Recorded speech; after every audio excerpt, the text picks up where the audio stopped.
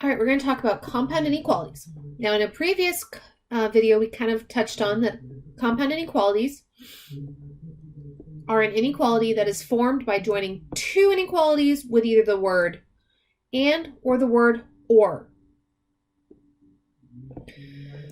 So when we're dealing with an and, our solutions have to be true for both inequalities, and our graph is going to be the overlapping section. With or, our solutions have to be true for at least one. Okay, and then so the graph doesn't have to overlap. So and, if we're just looking at the graph, will be the overlapping. Ors, well, arrows will go different. We'll talk in a later video about cases where that's not the case, but those are very, very few. All right, so to write a compound inequality, we're going to let L be our left and R be our right. Okay, so these are our endpoints. So when I go to write an and, it's going to be a join thing. So I'm going to have L less than X less than R. Remember, L and R are left and right endpoints. I could also have less than or equal to, or less than and less than or equal to. Okay, so there's the combinations you could possibly get. And this will be all based on what our point is. And we'll talk about that as we get into the next examples. With or, okay, X is going to be less than the left point and greater than the right endpoint. So and will always use less than, or uses a less than and a greater than in most cases. All right, so let's look at our first one here.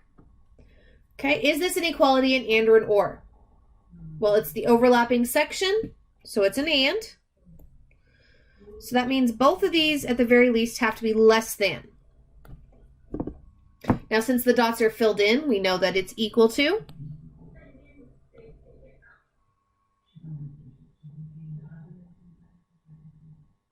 So what is my left point? My left point's -1.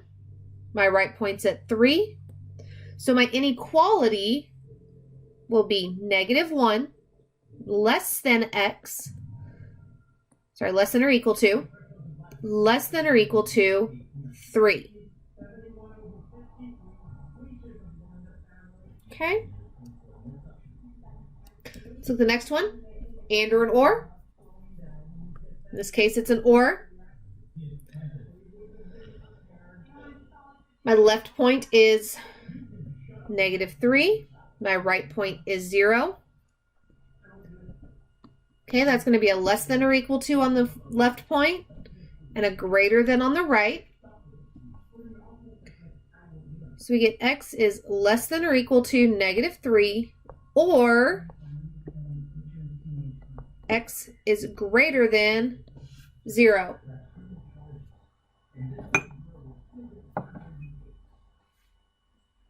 Okay.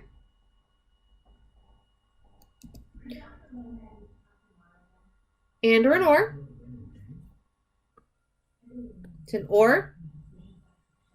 My left point is 1. My right point is 4. Okay, so this one's going to be less than. The second one's going to be greater than or equal to. So I get X is less than. Less than.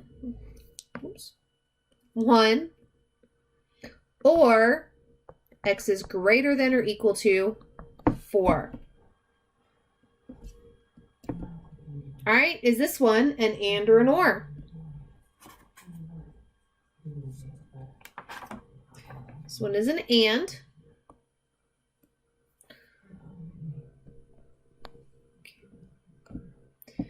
So in this case, they're both going to be less than. My left point is 1. My right point is 5. So I'm going to get 1 less than X less than 5.